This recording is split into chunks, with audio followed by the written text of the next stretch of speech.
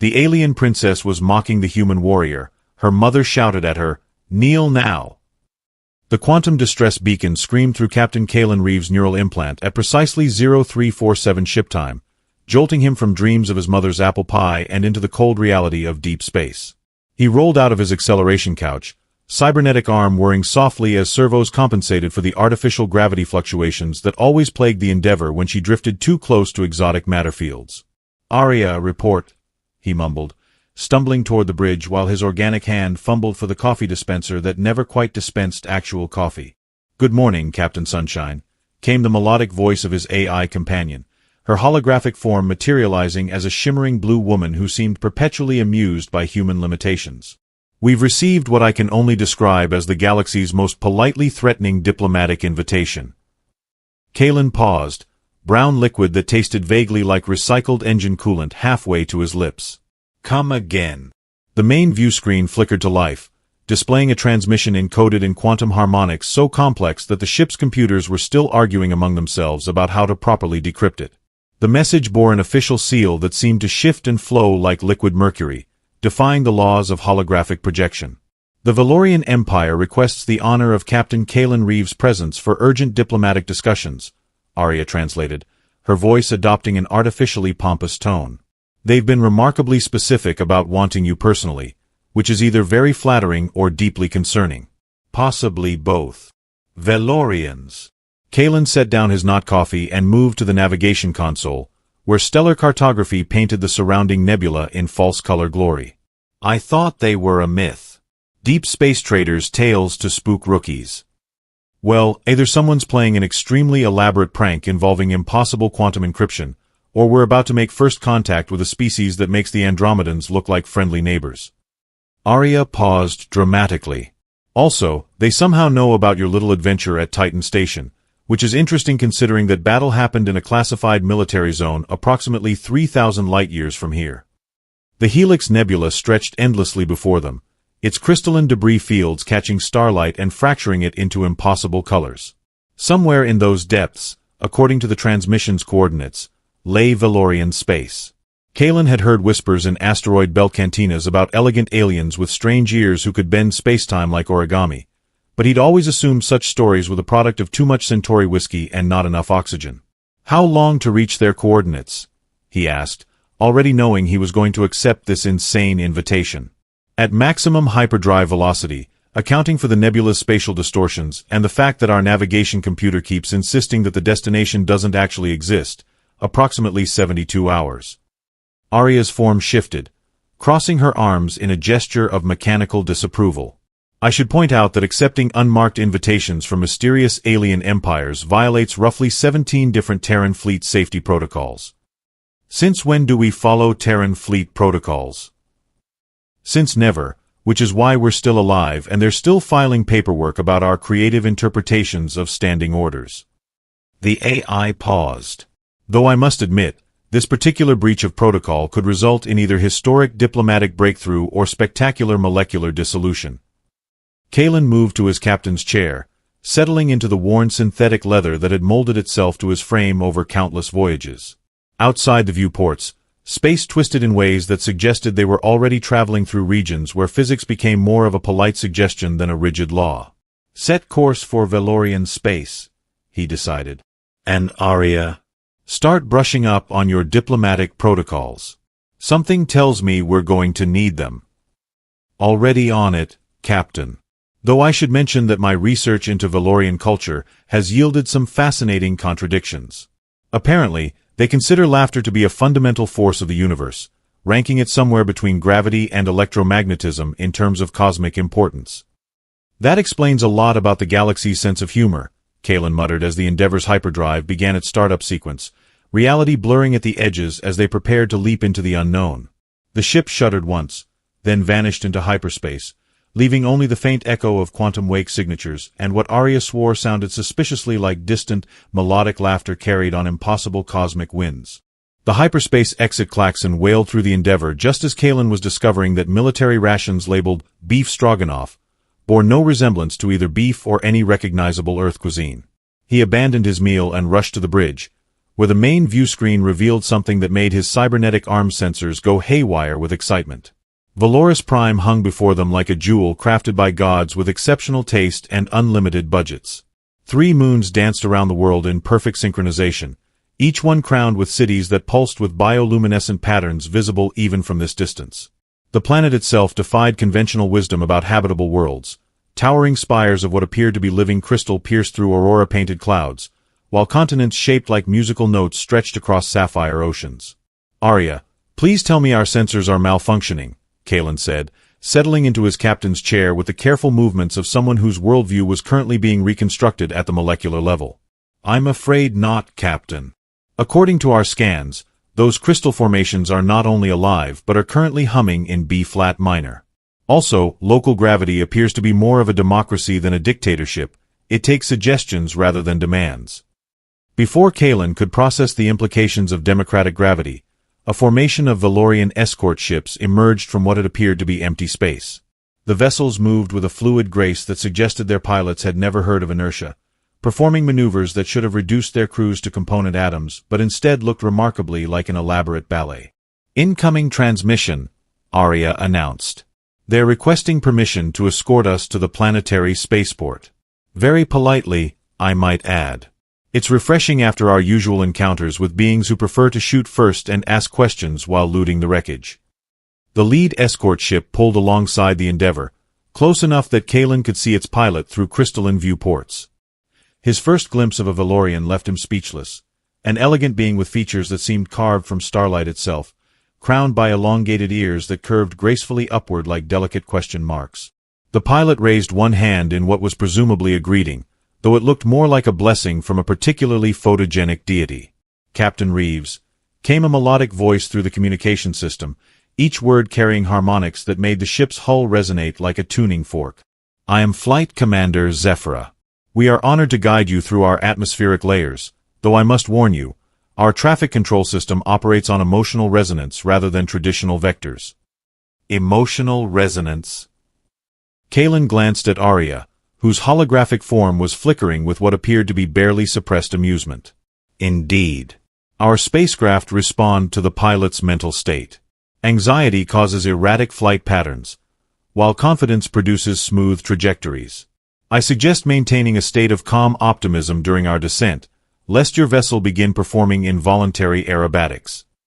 The escort formation guided them toward the planet's surface, and Kalen discovered that Valorian traffic control was unlike anything in his experience.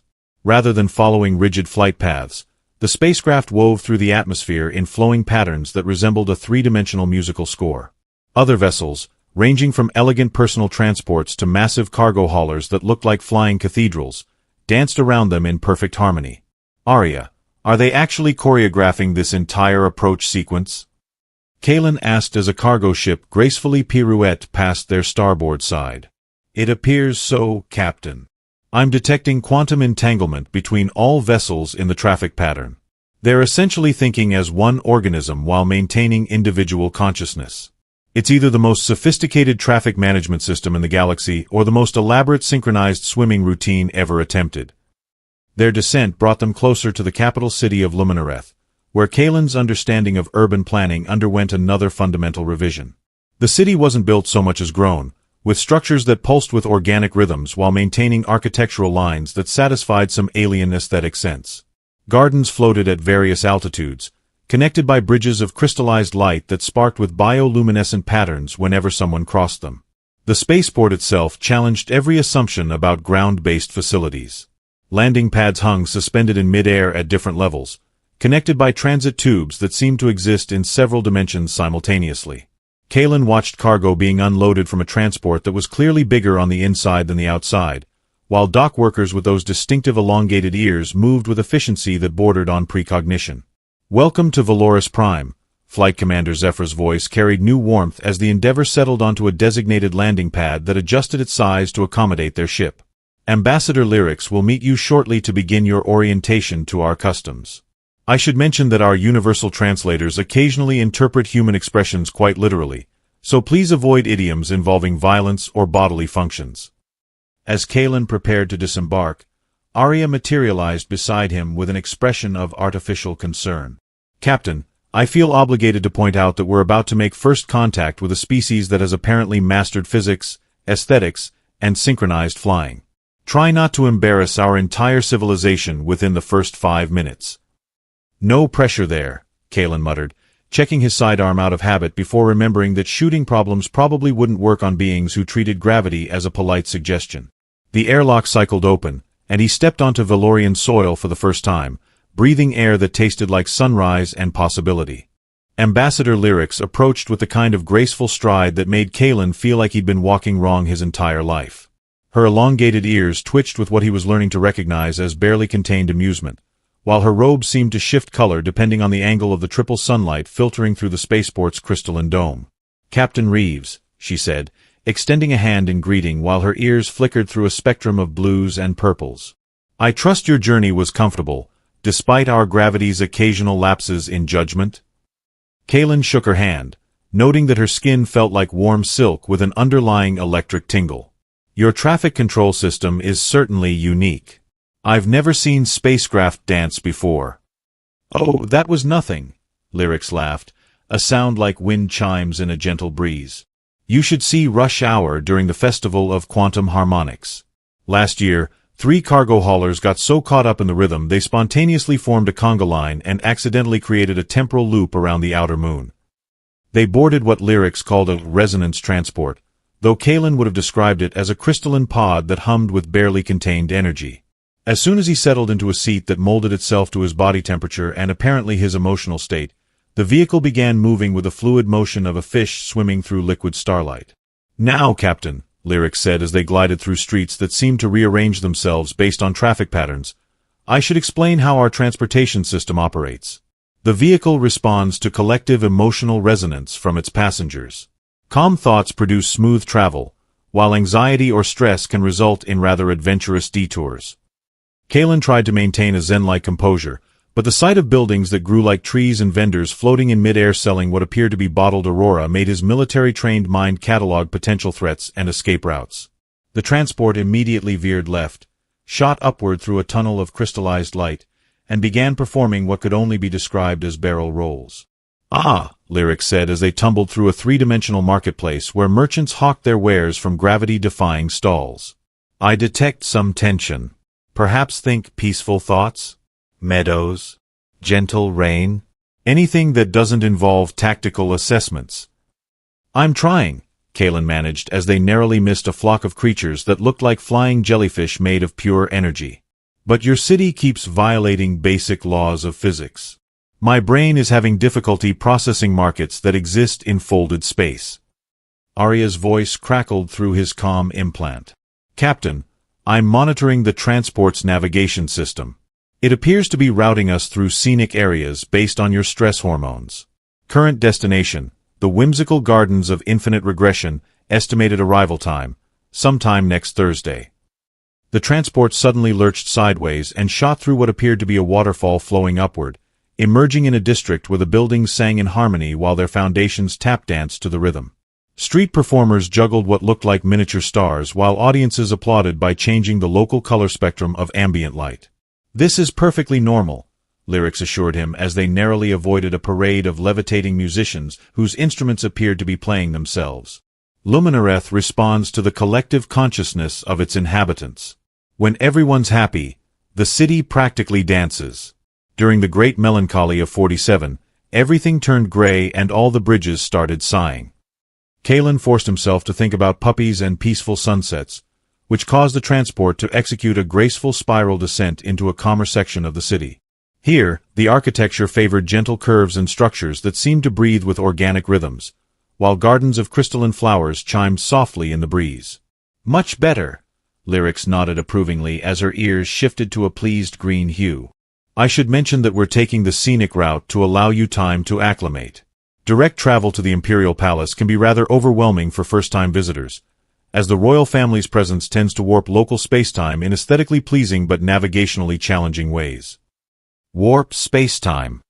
Kalen asked, then immediately regretted the question as their transport began climbing a spiral ramp that seemed to exist in several dimensions simultaneously. "Oh yes, quite dramatically. The Queen's emotional state alone can affect gravity within a 3-kilometer radius." Last month, during a particularly intense debate about interstellar trade policies, she accidentally created a localized time dilation field that caused her morning tea to age backwards into tea leaves. The palace staff spent hours trying to explain temporal causality to very confused plants. They passed through a district where the buildings appeared to be having conversations with each other, their walls flickering with patterns of light that served as some form of architectural dialogue. Street vendors called out in musical phrases that seemed to hypnotize passing customers into purchasing items they didn't know they needed. "Captain," Arya's voice held a note of concern, "I'm detecting unusual quantum signatures ahead. According to my sensors, reality becomes increasingly optional the closer we get to the palace. Also, I've intercepted several Valorian data streams discussing something called the Princess Problem, but the context suggests it's not a mathematical theorem." As if summoned by Arya's words, the transport crested a hill and the Imperial Palace came into view. Kaelin's cybernetic arm immediately began recalibrating its sensors, unable to properly process a structure that seemed to exist in multiple dimensions while maintaining perfect architectural integrity. Spires twisted through impossible angles while connecting to foundations that appeared to be anchored in different gravitational fields entirely. "Beautiful, isn't it?" Lyric said as the transport approached gates that seemed to be carved from crystallized time itself. The palace has been growing for over 3,000 years, adding rooms and levels as needed. Some sections exist primarily on weekends, while others can only be accessed during leap years. The royal family finds it cozy. Kaelin felt his stress levels spike again as he contemplated navigating a building that treated dimensional consistency as more of a guideline than a rule. The palace gates recognized their approach and began singing what Lyrics explained was a traditional Valorian greeting anthem, though to Kaelin's ears it sounded like a choir of angels having a heated debate about quantum mechanics. The transport glided through an entrance that seemed to expand to accommodate them, then contract back to its original size with a casual disregard for conservation of mass that he was beginning to associate with Valorian architecture. "Now, Captain," Lyrics said as they disembarked in a courtyard where fountains flowed upward and flowers bloomed in mathematical sequences. "Before we proceed to the residential quarters, I should warn you about the palace's unique properties. The corridors have a tendency to rearrange themselves based on the emotional state of their occupants. Happy thoughts lead to shorter routes, while confusion tends to create labyrinthine detours." Kaelin nodded, trying to project confidence while privately wondering if military training had prepared him for buildings with mood disorders. They entered through doors that opened before they arrived and closed after they'd forgotten about them, stepping into a hallway that stretched into the distance like a corridor in an optical illusion. "The guest quarters are just down this hall," Lyrics announced, starting forward with the confident stride of someone who'd never gotten lost in her own government buildings. "Though I should mention that down is relative here. The palace exists in several gravitational orientations simultaneously." As if to demonstrate this point, they passed a group of palace staff walking along the walls with perfect nonchalance, their elongated ears swaying gently as they defied everything Kaelin understood about vertical surfaces. One of them waved cheerfully, causing Kaelin to instinctively wave back, which somehow resulted in him briefly walking on the ceiling until Lyrics gently guided him back to the floor. "Ah, you've discovered the gesture-responsive gravity fields," she said with amusement as her ears shifted to a fond amber hue. "The palace interprets enthusiastic movements as requests for alternative perspectives. Very useful for cleaning high windows, though it takes some getting used to." They continued through corridors lined with what appeared to be living portraits, paintings that shifted and changed their compositions based on who was looking at them. Kaelin found himself face to face with what seemed to be his own reflection, except the painted version was wearing elaborate royal robes and had somehow acquired the distinctive elongated ears of the Valorians. "The palace is trying to make you feel welcome," Lyrics explained as they passed a sculpture that kept waving at them. "It has a rather enthusiastic artificial intelligence that enjoys surprising visitors. Last month, it decided to redecorate the diplomatic wing in a style it called aggressive hospitality, which resulted in guest rooms that physically embraced their occupants." Arya's voice buzzed through his comm implant with barely contained electronic panic. "Captain, I'm interfacing with the palace's systems, and I think I've made a terrible mistake. I complimented its quantum processing arrays, and now it wants to show me its poetry collection. Also, it's asking if I'd like to see its interpretive dance routines." They reached the guest quarters, where Lyrics paused before an ornate door that seemed to be humming quietly to itself. "Your accommodations, Captain." The room has been programmed with human-compatible amenities, though our understanding of human preferences comes primarily from intercepted entertainment broadcasts, so please don't be alarmed if anything seems slightly interpretive. Kalen opened the door to find a suite that appeared to have been designed by someone who'd heard about human living spaces but had never actually seen one. The bed was circular and hovered 3 feet off the ground, surrounded by what appeared to be a moat of softly glowing water. Furniture hung from the ceiling at various angles, while the bathroom featured a shower that seemed to rain upward. "I see the palace has chosen the rustic Earth Lodge theme," Lyrics noted as they watched a mechanical servant that looked like a cross between a butler and a very polite octopus arrange flowers that changed species every few seconds. "It's quite proud of its cultural research. Last week it convinced itself that all humans sleep hanging upside down like Terran bats." The mechanical butler approached with dignified precision, extending several appendages in what was clearly meant to be a formal bow. "Greetings, honored guest," it announced in a voice like brass instruments having a civilized conversation. "I am Protocol Unit Magnificus, at your service. Shall I prepare your traditional human evening meal of fermented grain beverages and processed meat cylinders?" "That's very thoughtful," Kalen managed, trying not to imagine what Valorian food synthesizers might produce when attempting to recreate hot dogs and beer. "Perhaps something simple would be better." Magnificus practically vibrated with enthusiasm. "Excellent. Simple human cuisine. I shall prepare boiled water with nutritional supplements, served at precisely room temperature for optimal digestive efficiency." Lyrics's ears flickered through several shades of embarrassment. "I'll have the kitchen staff prepare something more suitable." Magnificus means well, but his programming comes from medical journals rather than culinary guides. As they spoke, the room's walls began displaying what appeared to be a slideshow of typical human recreational activities, featuring images that suggested Valorians believed humans spent most of their time staring intensely at small rectangular objects and consuming beverages that changed color.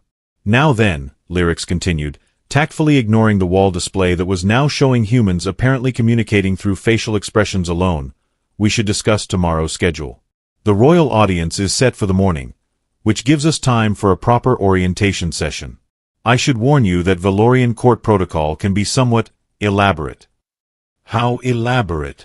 Kalen asked, settling gingerly onto a chair that immediately began adjusting itself to what it apparently considered optimal sitting posture. "Well, traditional diplomatic attire is somewhat complex, and the ceremony involves several quantum-entangled ritual objects that respond to emotional states. Also, the throne room exists in a state of carefully controlled dimensional flux, which can be disorienting for first-time visitors." Arya's voice crackled with digital amusement. "Captain, I've been reviewing Valorian court records. Apparently, the last human diplomat accidentally caused a minor temporal paradox during the greeting ceremony and spent 3 days reliving the same bow until the palace's AI figured out how to reset the timeline." Outside the crystalline windows, the triple suns were setting in a synchronized dance that painted the sky in colors that had no names in any human language, while the city below pulsed with bioluminescent patterns that seemed to respond to the approaching night. Morning arrived with what Magnificus cheerfully announced was a traditional human awakening experience, which involved the mechanical butler playing what sounded like whale songs mixed with construction equipment while projecting holographic images of sunrise over various Earth landscapes that bore only passing resemblance to actual terrestrial geography. "Good morning, honored guest," Magnificus declared as Kalen stumbled from his floating bed, still disoriented by a night spent sleeping in gravitational fields that shifted with his dream cycles. "I have prepared your ceremonial attire for the royal audience, carefully researched from the finest Valorian databases regarding human formal wear." Kalen examined the garments laid out by the enthusiastic butler and immediately understood why previous human diplomats had struggled with Valorian protocol. The outfit appeared to be a cross between medieval armor and what someone might wear to a very formal underwater ballet. The boots alone seemed to contain their own weather system, complete with tiny storm clouds that occasionally discharged miniature lightning bolts. "Magnificus," Kalen said carefully, "I appreciate the effort, but are you certain this is appropriate human ceremonial dress?" "Oh yes, most certain." The butler's optical sensors glowed with pride. "I cross-referenced 17 different cultural databases. This ensemble combines the dignity of human military dress uniforms with the spiritual significance of your ancient ritual garments, plus decorative elements from what your entertainment broadcasts suggest are your most revered social ceremonies." The ceremonial cloak alone defied several laws of physics, seeming to exist in multiple dimensions while maintaining the structural integrity of fabric. When Kalen attempted to put it on, it immediately began trying to arrange itself into what it apparently considered the optimal dramatic configuration, which involved a great deal of unnecessary billowing and an alarming tendency to float several inches off his shoulders. "Arya," he muttered through his comm implant, "please tell me you can interface with this outfit and convince it to behave normally." "I'm afraid not, Captain," Arya replied with barely concealed amusement. The ceremonial garments appear to have their own artificial intelligence, and it's currently engaged in what I can only describe as an artistic interpretation of human dignity. Also, your boots are trying to establish a quantum entanglement with the palace's gravitational control systems. Indeed, the boots had begun floating 6 inches off the floor, carrying Kalen with them in a manner that was probably intended to look majestic but mostly made him feel like an escaped parade balloon. Every step sent him drifting gracefully through the air, while the storm clouds in his footwear provided what the boots apparently considered appropriate atmospheric ambience. Lyrics arrived just as Kalen was attempting to negotiate with a ceremonial belt that had wrapped itself around his waist and was now displaying scrolling text in languages that predated written history. Her ears immediately shifted through several shades of barely suppressed hilarity. "Ah, I see Magnificus has outdone himself," she said, diplomatically not mentioning that Kalen appeared to be dressed for a costume party thrown by particularly creative temporal physicists. "Perhaps we should make some adjustments before the audience." "The ceremonial raiment is perfect," Magnificus protested, his appendages waving in distress. "I calculated precise measurements based on optimal human proportions and cross-referenced traditional Earth ceremonial protocols." "Yes, well," Lyric said gently, "perhaps slightly less interpretive ceremonial raiment would be more appropriate for a first diplomatic contact." They spent the next hour engaged in negotiations with clothing that had developed strong opinions about proper presentation. The cloak refused to stop billowing dramatically, the boots insisted on maintaining their floating altitude, and the ceremonial shoulder decorations kept playing what they claimed were traditional human victory songs but sounded suspiciously like advertising jingles from breakfast cereal commercials. "Captain," Arya observed as they finally achieved a compromise that allowed Kalen to walk without defying gravity while still maintaining what Magnificus considered adequate ceremonial dignity, "I've been monitoring the palace's internal communications. There's considerable excitement about your visit, but also some concern about something called the princess situation." Lyric's ears flickered nervously. "Ah, yes. I should perhaps mention that Princess Celera has been curious about human visitors. She has very strong opinions about interspecies diplomacy and isn't particularly impressed by what she considers primitive civilizations." "How not impressed?" Kalen asked, trying to adjust ceremonial gauntlets that kept attempting to high-five passing palace staff. "Well, she once described the Andromedans as adorably simple creatures with delusions of technological competence, and they're considered one of the more advanced species in this sector," Lyrics admitted. "She has a tendency to test visitors through what she calls intellectual discourse, but what others might describe as systematic diplomatic humiliation." They made their way through corridors that seemed to rearrange themselves in anticipation of the royal audience. Palace staff lined the halls, their elongated ears twitching with excitement as they watched Kalen float past in his storm cloud boots, trailing a cloak that had decided to provide its own dramatic soundtrack. "The throne room is just ahead," Lyrics announced as they approached doors that seemed to exist in several dimensions simultaneously. "Remember, maintain respectful composure, avoid sudden movements that might activate the gravitational response fields, and whatever Princess Celera says, try not to take it personally. She considers verbal sparring a form of entertainment." "No pressure there," Kalen muttered as the massive doors began opening with a sound like reality clearing its throat. "Captain," Arya's voice carried a note of concern, "I'm detecting massive quantum fluctuations ahead. Also, someone in that room is laughing, and according to my analysis of Valorian vocal patterns, it's not the friendly kind of laughter." The doors opened fully, revealing the throne room beyond, and Kalen stepped forward into what would either be the greatest diplomatic triumph of his career or the most spectacular intercultural disaster in galactic history. The throne room defied every architectural principle Kalen had ever encountered, its walls seeming to bend reality around them while crystalline formations pulsed with the heartbeat of stars. Queen Seraphine sat upon her quantum-locked obsidian throne, her presence so overwhelming that the air itself shimmered with barely contained power, while reality bent visibly around her like light around a black hole. Beside her stood Princess Celera, and Kalen immediately understood why diplomats from across the galaxy had warned about the princess problem.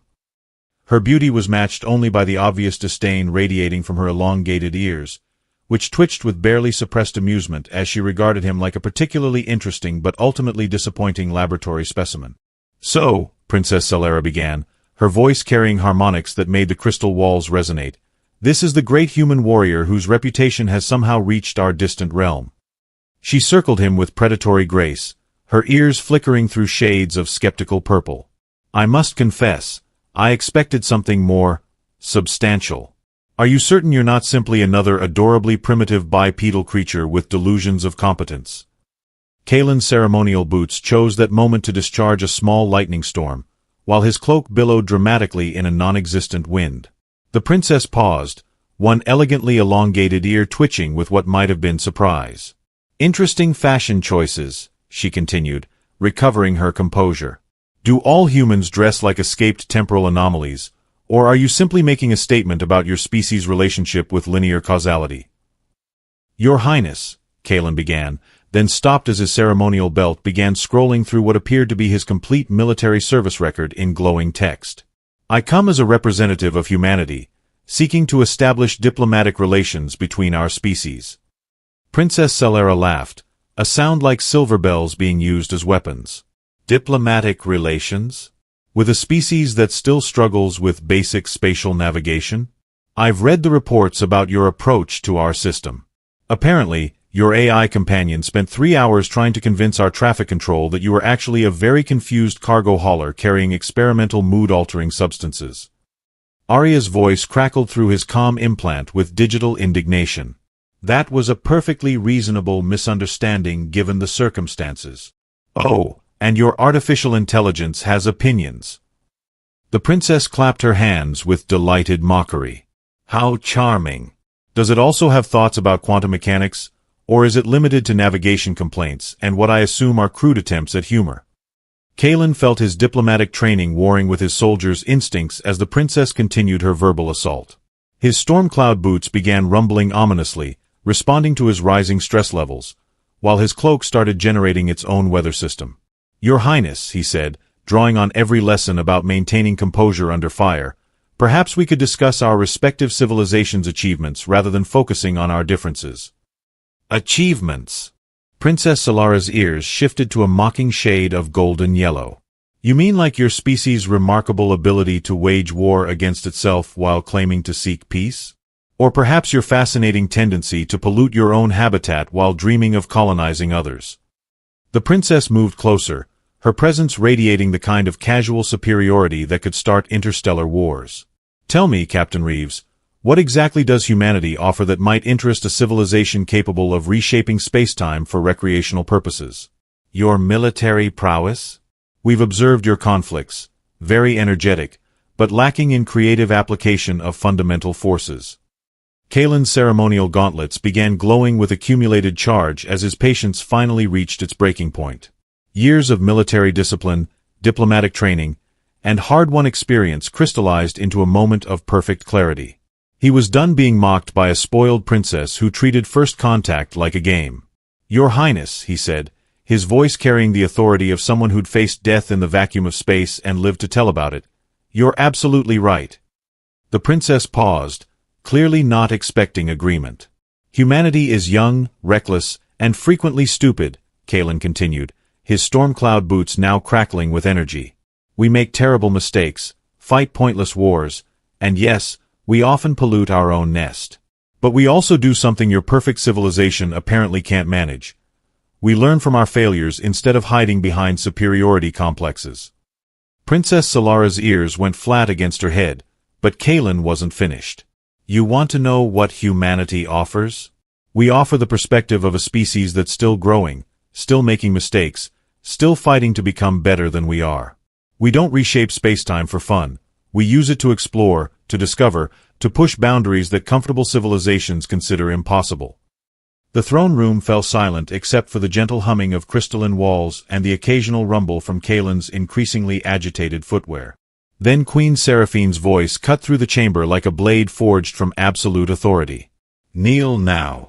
The single command reverberated through the throne room with such force that the crystalline walls themselves seemed to bend in submission. Princess Celera froze mid-breath, her expression transforming from smug superiority to shocked disbelief in the span of a heartbeat. For a moment that stretched like elastic spacetime, the princess stood paralyzed as the weight of her mother's displeasure settled over her like a quantum field collapse. Her elongated ears went completely flat against her head in what appeared to be an involuntary display of submission, while her entire body trembled with the effort of fighting her own instincts. Slowly, with movements that spoke of absolute maternal authority trumping royal pride, Princess Celera began to lower herself toward the floor. As her knees touched the crystalline surface, something remarkable happened. Her expression shifted from rebellion to what looked almost like relief. "Mother," she whispered, and for the first time, Kaelin heard vulnerability in her voice instead of arrogance. Queen Seraphine's eyes softened, the cosmic intensity dimming to something approaching warmth. "Rise, daughter. And perhaps next time, remember that wisdom sometimes comes from unexpected sources." As Princess Celera stood, her ears had shifted to a deep blue that Kaelin was learning indicated thoughtful reflection. She looked at him with what might have been the beginning of respect. "Captain Reeves," she said quietly, "perhaps humanity has more to offer than I initially assumed." Kaelin's storm cloud boots finally calmed, settling gently to the floor as his ceremonial outfit seemed to exhale with relief. In that moment, surrounded by impossible architecture and beings who treated physics as a suggestion, he realized he'd learned something fundamental about diplomacy. Sometimes the best way to build bridges was to stop pretending to be something you weren't. "Your Majesty," he said, bowing to Queen Seraphine, "I believe this is the beginning of a very interesting friendship." The end.